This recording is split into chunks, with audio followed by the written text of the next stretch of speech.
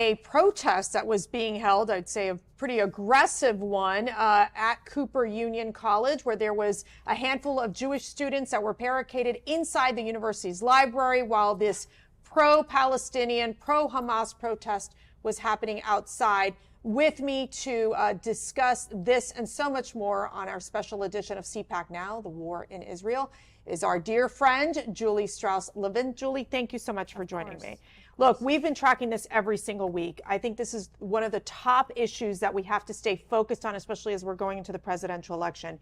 What you're seeing in Cooper Union, what you're seeing at US Berkeley, where they're giving extra credit for students who are going to attend, quote unquote, a pro-Palestinian student walkout.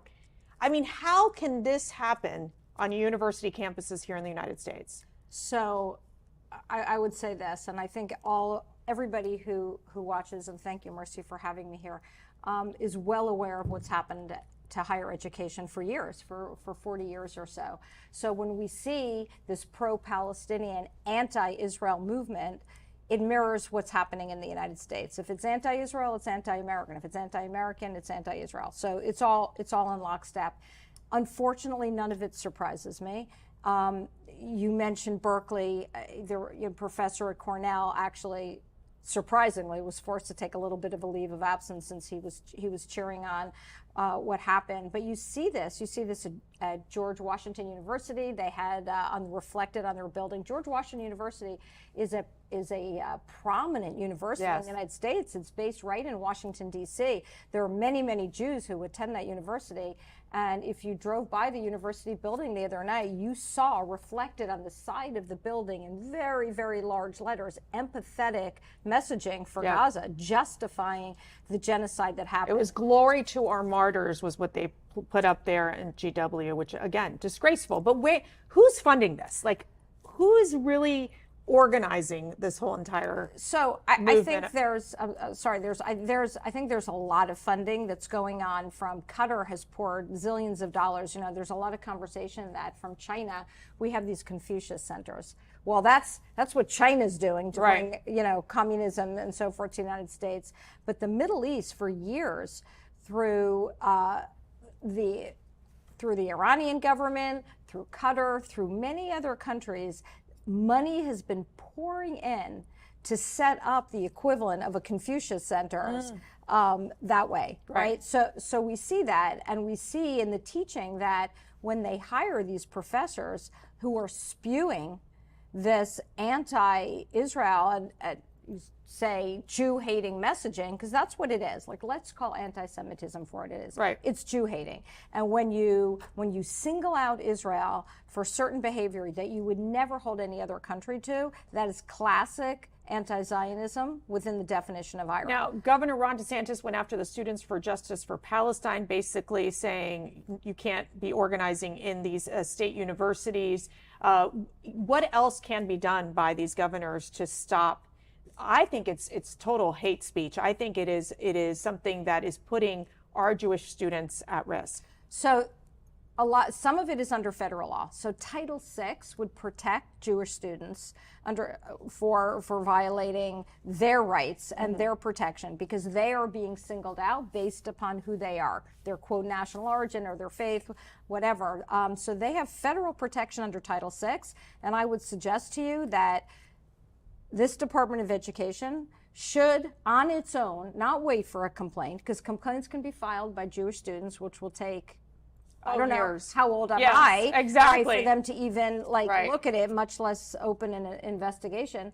On their own, they can initiate, they can call out these universities, right? They're getting federal funding. It violates federal law, number one. Number two, many, many states, like Florida, have laws that basically state that it is a felony or a misdemeanor, depending on the state.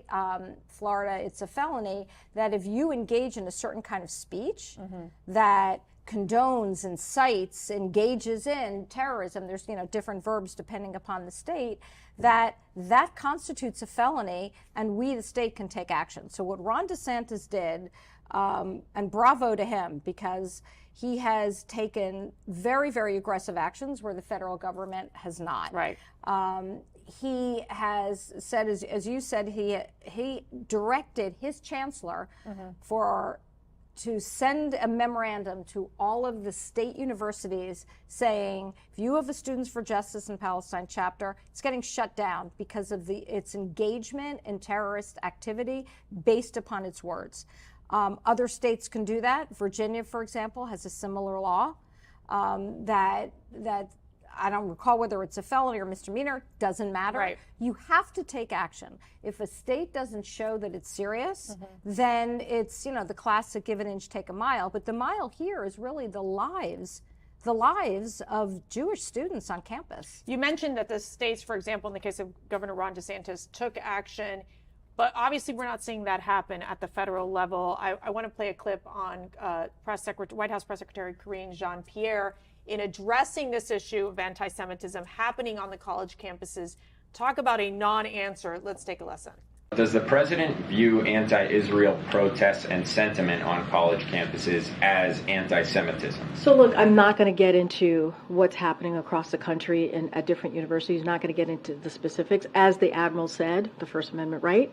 That's what something, peaceful protest is really part of our democracy, being able for folks to be able to express their feelings. I'm not going to get into any specifics on that. The president has been very clear in wanting to make sure that Jewish Americans, wanting to make sure that Arab Americans, Muslims are protected here. That is what he believes in, that they have the right to live their lives and to feel protection and to feel like they're able to be part of a community. The president has been very, very clear on denouncing any type of violence. And so as it relates to peaceful protesting, people have the right to do that. But we're just not going to get into blow-by-blows of what's going on across the country. The president has been very clear, very clear. Blow-by-blow, but the president himself said silence is complicity. So if there's anti-Semitic letters being sent by students or protests, sentiment at protests, of course, the president doesn't is against anti-Semitism. Of course. This is a president that you have heard me say wants to protect communities. So, Julie, I mean, not surprising that that's the message that Karine Jean-Pierre is pushing through. It is this administration cannot address this issue of anti-Semitism. They literally spin their way out of it. It always becomes about Islamophobia. I mean, were you surprised? I'm going to say something rather boldly here, so hopefully people won't drop their coffee cups. This administration is anti-Semitic. Joe Biden is anti-Semitic. He has filled his executive branch with anti-Semites. You see it in the State Department. You see it in the Department of Defense. They despise the state of Israel. Honestly, what Joe Biden says in front of a camera is not at all an indicative of what is in his heart. And when he has a press secretary who states what she said, I mean, you actually had members of the media asking a question about anti-Semitism. That in and of itself was shocking. So you're cheering that on. And her answer was, this is freedom of speech. Yes. Like, all is good, but let's talk about Islamophobia. As you said, she speaks. She's the mouthpiece for the president of the United States. This is how these people speak. So it's no surprise whatsoever that she said that. And the United States of America will pay the price for this. Now, I keep hearing, as I've seen these Sunday shows, it was Secretary Lloyd Austin. We saw, for example, Secretary Blinken, where it sounds to me like there's this intelligence that Iran wants to escalate. We also saw this meeting between Hamas, Hezbollah, and the Iranian leaders. We've seen that Hamas had been basically training in Iran, and yet this administration, the Biden administration, continues to downplay Iran's role. Why is that? This administration is like they're Iran sycophants. They will do anything and everything to curry favor with this regime. This is a terrorist regime. Make no mistake about it. Iran is the single greatest sponsor of terrorism the world over. And huge numbers of American soldiers and innocents have died at the hands of Iran. So it is so unfathomable that And most people would say, well, what does Biden think? Like when Iran straps a nuclear bomb on an intercontinental ballistic missile, it's going to like pass over Delaware, so his 5 estates are preserved. They don't care. They don't like the United States. This is classic Marxism, which is party over everything. The ability to see that Iran is the largest danger in the world is completely irrelevant to them. They have placed in our administration Iran lovers who are begging to get back in this quote deal. Like deal for what? Right. We're basically giving them every single thing that they want. Now, I believe, we discussed last week, sanctions are lifted. They have billions of dollars coming in every day. That billions of dollars is not going to the Iranian people who would like nothing more than liberty and freedom. It is going to fund their regime. It's going to fund armaments, not just for Iran to use, but you can see, just to get back to what's going on in Israel, funding Hezbollah, funding Hamas, funding the PA, despite the fact that the PA tries to distance themselves from Hamas. Make no mistake about it, they are one and the same. Yeah, it sounds like Biden talks more about humanitarian aid to the Palestinians than he talks about helping Israel to a certain extent. You mentioned earlier when we were off camera about the Hamas covenant in 1988 and really understanding, I think, the radical ideology of Hamas and what we are really dealing with. What is Israel really dealing with? Right. When they're looking into that. Can you share with us what you learned? Yeah, for sure. And this is, there are 2 long documents, so obviously I'm not going to go into them. I had the displeasure, if you will, of looking at both of them. When Hamas was created, it prepared a covenant in 1988. The covenant is their words, and it's titled The Covenant of the Islamic Resistance Movement. And there are different articles to it. The preamble starts, 2nd paragraph, Israel will exist and will continue to exist until Islam will obliterate it.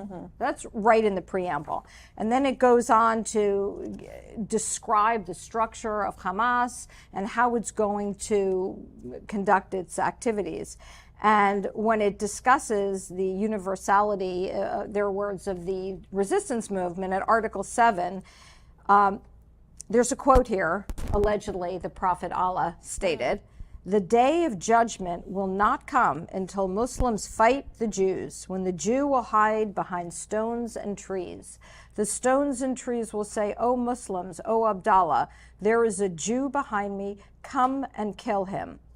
It goes on, there's a lot here. So that's the founding document. In 1988, the Hamas leadership prepared another follow-up document. And again, this is interesting because this is almost the roadmap of how to do it. And this is written a little bit more fanciful. This is brass tacks, right?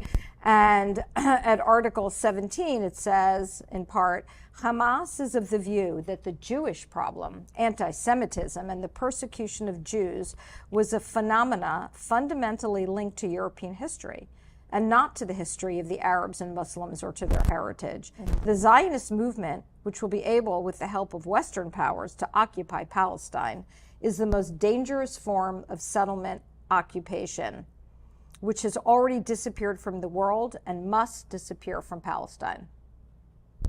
So it's a direct threat. This is their goal. This is their mission.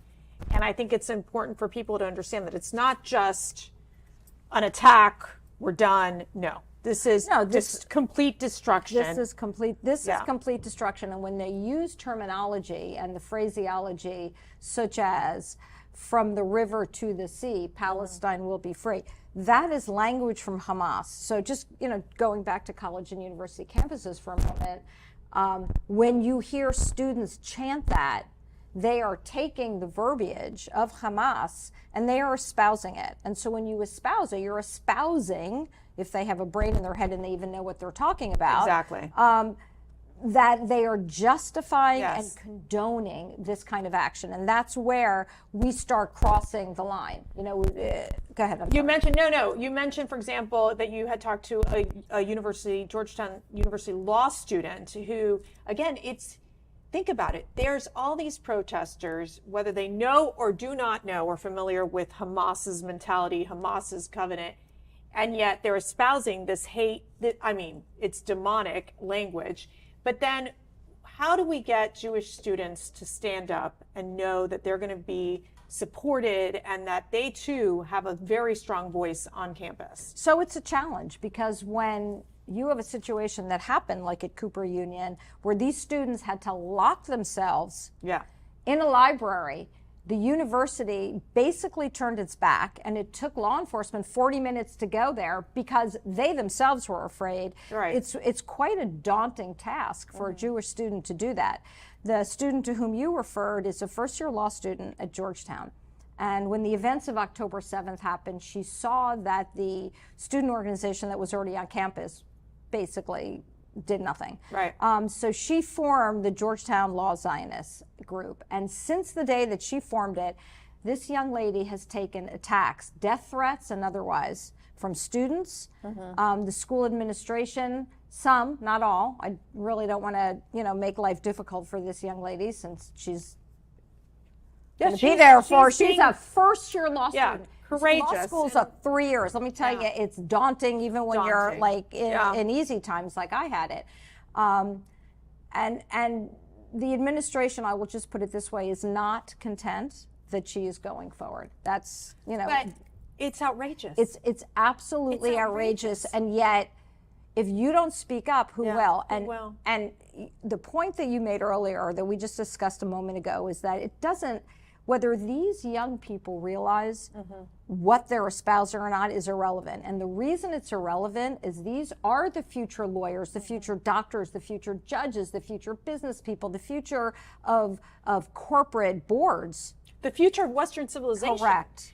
Yeah, and I encourage you, if you're a Christian or Catholic in these universities, join your Jewish brothers and sisters, be part of supporting Israel. And because in supporting Israel, you're supporting America as well. You're supporting the values that matter to us, which is that, of freedom, of being able to basically protect tradition as well, and protect religion. I do want to bring something up here. We've seen, for example, Erdogan, the president of Turkey, in a video talking about Israel, talking about Hamas. Let's go ahead and play that video. Ve Hamas bir terör örgütü değil, topraklarını ve vatandaşlarını koruma mücadelesi veren, evet, bir kurtuluş ve bir mücahitler grubu. Okay, so Turkey, a NATO member, okay? We're supposed to protect Turkey if something goes awry. Hamas, not a terrorist organization, a liberation group. How can we defend them? That's the problem. Huge. And we're, Huge. if you're a NATO partner that gets attacked, what are we supposed to do? We're supposed to put boots on the ground, right? Exactly. So how does that work? And yet when you see, and this is not surprising, you and I are not, unfortunately, we're not surprised about it. And what does that tell us? That we're not surprised, because we see other world leaders doing the same thing. We saw the guy in the White House, who I disdain even using the word president before his name. He's basically in different ways talking that way, right? Yeah. In some ways, I almost quote, not literally, respect Erdogan for saying it in front of the camera, because this is what Biden says behind the camera and then speaks otherwise in front of the camera. Why? Because he panders to the Jewish vote. But when you have the United Nations Secretary General, or whatever his title is, when he basically says the same thing, essentially like, poor Israel, but hey, what do you want? It's been all those years of occupation. Like, they got what they deserved. This is the United Nations. Right. And by the way, our government just granted a visa to the Iranian foreign minister. That's right. And he's staying at some beautiful hotel in New York City. Yeah. We didn't have to grant the visa. Under the rules, you don't even, because under certain circumstances, you don't just get a visa because you're coming to a UN meeting. The United States government could have denied a visa to him like we did in 2020 with his predecessor. Exactly. But you mentioned that the United Nations, there's about 22 organizations in Israel, 18 that are permanently there. What are they doing? They're not helping Israel. They're Right. not being objective. I can tell you this, that in Gaza, there is, and I just got this report this morning, straight from Israel, is we had an entire conversation about what's going on with the, quote, innocent civilians in Gaza. And it's quite complicated because, yes, there are civilians there. Yes, the IDF has been warning them by dropping leaflets in Arabic and social media and so forth and so on, to go down south, right, and to leave. However, they can't. Many instances they can't, and they can't because, as I heard, and I specifically listened to a telephone conversation, an IDF officer called somebody in Gaza. They have a way of contacting, quote, innocent civilians, right, and saying to them, this was the recording. I mean, obviously it was in Arabic, so I'm watching the subtitles, but the call went something like, Mohammed, yes, this is so-and-so from the IDF intelligence officer. We need you to leave your home and evacuate south. And he says, I can't leave. Why can't you leave? Because the roads are blocked. Why are the roads blocked? They don't want us to leave. How are the roads blocked? So the IDF officer is asking very specific details, yes, to try to assist this man. How are they blocked? By cars. And he said, well, what happens if you try to leave? They send us back. And what happens if you refuse to leave? They shoot at us. God. So Hamas leadership doesn't care about their own civilians. And in fact, there is a United Nations compound that's in Gaza. And the entrance to one of the tunnels, I'm sure there's an entire labyrinth of tunnels, but for a tunnel in particular, this gentleman mentioned this morning that there is an entrance to a tunnel that's used by the Hamas terrorists, senior people. Right. And it opens on UNRWA's campus, on their property. So why? One, UNRWA clearly knows what's going on. Right. But two is, if it's right there, how does the IDF take out that tunnel? No, you can't. Yeah. That's very difficult, Very right? difficult. Because then all of a sudden, look what's being done, right? Look Yes. what's being done to the UN to the UN peacekeepers peacekeepers that there, and the U.S. peacekeepers. And make no mistake about it, is that over the years there's been hundreds and hundreds of tons of cement and metal that have been sent in, that have been used supposedly for infrastructure, but UNRWA is they're right there. They are well aware that it's not going for the infrastructure. It's going to build these tunnels. Let me ask you, you were driving over to the studio. You said near us is a children's center, and you were listening to these children play and laugh. And I mean, what was your impression when you think about what you're hearing coming out of Israel? So, I've had the honor of being in studio with you. Last week was one of them, and when I came in and I was hearing these young children, it was very pleasant. But this morning, I had a different reaction.